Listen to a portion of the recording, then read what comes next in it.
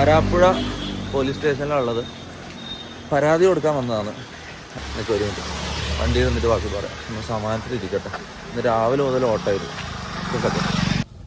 Okay, ഇന്ന് കേരളത്തിൽ ചെറിയൊരു ഭാഗം ആൾക്കാരുടെയെങ്കിലും മുന്നിൽ ഞാൻ പോക്സോ കേസ് പ്രതിയല്ല, പോക്സോ കേസ് ചെയ്ത ആളാണ്. ഓക്കെ, പെണ്ണുങ്ങളെ പീഡിപ്പിച്ചിട്ട് അബോർഷൻ ചെയ്ത് പൈസ കൊടുത്ത് ഒഴിവാക്കിയ ആളാണ്. ഡ്രഗ് ഉപയോഗിക്കുന്ന ആളാണ്. ഇതിനെല്ലാം കാരണക്കാരെന്ന് പറഞ്ഞാൽ ഞാൻ തീറ്റിപ്പോറ്റിയ കുറച്ച് നാറുകൾ.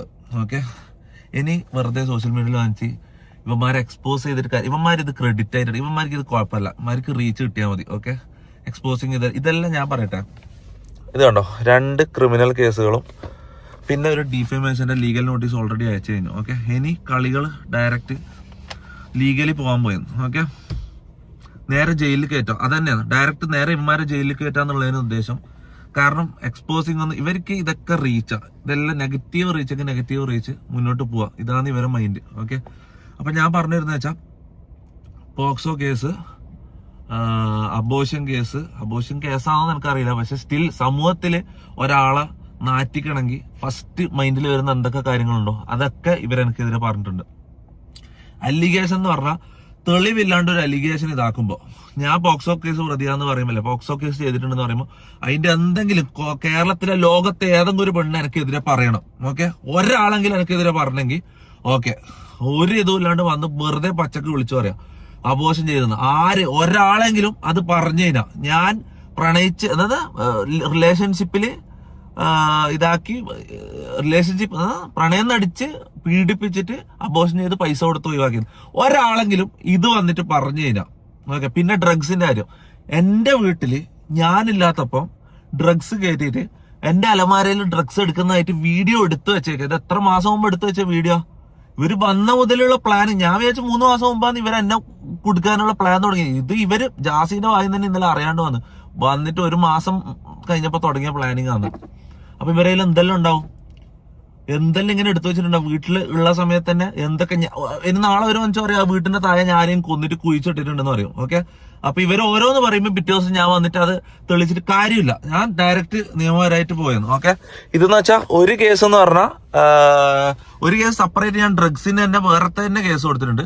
മറ്റേന്ന് പറഞ്ഞാൽ എന്നെ പോക്സോ ആളെന്ന് പറഞ്ഞതിന്റെ തെളിവില്ലാണ്ട് പറഞ്ഞതിന്റെ ഇത് കേസ്. ഓക്കെ, എന്തെങ്കിലും രീതിയിൽ ഞാൻ ഒരു കാര്യം പറയില്ല, ഞാൻ ഇത്രയും കോൺഫിഡൻസ് ഇല്ലാണ്ട് ആദ്യമായിട്ടാണ് വീഡിയോ എടുക്കുന്നത്. കാരണം എന്ന് വെച്ചാൽ ആൾക്കാരെ മുഖത്തൊക്കെ എനിക്ക് മടിയാന്ന്. ചെറിയൊരു വിഭാഗം ആൾക്കാരെങ്കിലും ഞാൻ അതാണോ എന്ന് വിശ്വസിക്കുന്നുണ്ടാവും. ഓക്കെ, ഞാൻ കേരളത്തിലെ ഗവൺമെന്റിനോടും പോലീസിനോടാണ് ഞാൻ പറയുന്നത്, എല്ലാത്തിനെയും പിടിക്കണം. MRG ഗ്യാങ് എന്ന് പറഞ്ഞാൽ എന്നെ അടക്കം ചെക്ക് ചെയ്യണം, ചോദ്യം ചെയ്യണം. ഇവന്മാരെ എല്ലാത്തിനെയും പിടിച്ചിട്ട് ഓരോ റൂമിലിട്ട് ചോദ്യം ചെയ്താൽ പുറത്തു വരും സാധനങ്ങൾ. ഓക്കെ, എല്ലാവരും ടെസ്റ്റ് ചെയ്യണം. ഇതിന്റെ അന്വേഷണത്തിന്റെ എല്ലാ രീതിയിലും കോപ്പറേറ്റ് സഹകരിക്കാൻ ഞാൻ റെഡിയാണ്. ഓക്കെ, എന്നെയും ടെസ്റ്റ് ചെയ്യണം, അവന്മാരെയും ടെസ്റ്റ് ചെയ്യണം. ഓക്കെ, മൊത്തം തെളിയണം, പുറത്തു വരണം. ഓക്കെ, ഇവന്മാര് ജയിലിൽ കയറണം. ഈ ഒരു തെളിവും ഇല്ലാണ്ട് ഡിഫേമേഷൻ മാത്രമല്ല, ക്രിമിനൽ കേസുകൾ.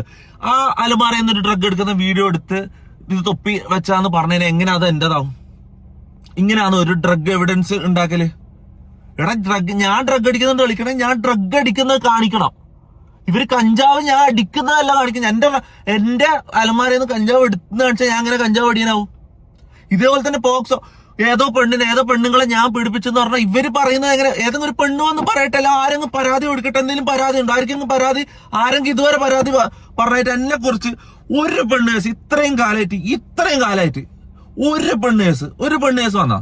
എനിക്ക് റിലേഷൻഷിപ്പുകൾ ഉണ്ടായിട്ടുണ്ട്. ഓക്കെ, പെണ്ണുങ്ങളുമായിട്ട് ഫ്രണ്ട്ഷിപ്പുകൾ ഉണ്ടായിട്ടുണ്ട്. ആരെങ്കിലും ഞാൻ മോശമായിട്ട് പെരുമാറിയെന്ന എന്തെങ്കിലും ഡിസ്റെസ്പെക്ട് ഒരു വാക്ക് ആരെങ്കിലും ഒരു പരാതിയും കൊണ്ടുവാ മോനെ. ഞാൻ ഒരു കാര്യം പറയട്ടെ, ഇത് ഞാൻ ലീഗലി കളിക്കാൻ വേണ്ടിട്ട് ഇറങ്ങുന്നത്. ഇവന്മാരെ ഞാൻ ജയിലിൽ കയറ്റെന്ന് പറഞ്ഞാൽ കയറ്റിയിരിക്കും. ഓക്കെ, പിന്നെ എന്താ പറഞ്ഞത്, ഓഡിയോ ക്ലിപ്സ് എനിക്കെതിരെ. ഈ ലോകത്ത് ഇന്നത്തെ കാലത്ത് ഒരാളെ നാറ്റിക്കാൻ വേണ്ടി ഇപ്പൊ മമ്മൂട്ടിന്റെ മോഹൻലാലിന്റെ വോയിസ് വെച്ചിട്ട് ഞാൻ ഉണ്ടാക്കി തരട്ടെ അങ്ങനത്തെ ഒരു സാധനം എന്തെല്ലാം പറഞ്ഞിട്ട് നമ്മൾ ടൈപ്പ് ചെയ്ത് കൊടുത്തു കഴിഞ്ഞാൽ ഉണ്ടാക്കി തരോടെ വെച്ച് ആ വോയിസും കൊടുത്തു കഴിഞ്ഞാൽ ആരെ വെച്ചുവാണെങ്കിൽ വോയിസുകൾ ഉണ്ടാക്കാം. മനസ്സിലാ? ഇത് വീഡിയോയിലാണെങ്കിൽ ഓക്കെ വിശ്വസിച്ചോ. ഈ ഓഡിയോ ക്ലിപ്സ് ഇതെങ്ങനെ വിശ്വസിക്കും? ഇതെങ്ങനെ നിങ്ങൾ വിശ്വസിക്കുന്നത്? ഇത് കുറെ ആൾക്കാരെ വിശ്വസിച്ചിട്ട് ഞാനത് ചെയ്തെന്ന് പറഞ്ഞിട്ട് നിൽക്കാം. ഞാൻ അത് പറഞ്ഞൊന്നും പറഞ്ഞു നിൽക്കാം.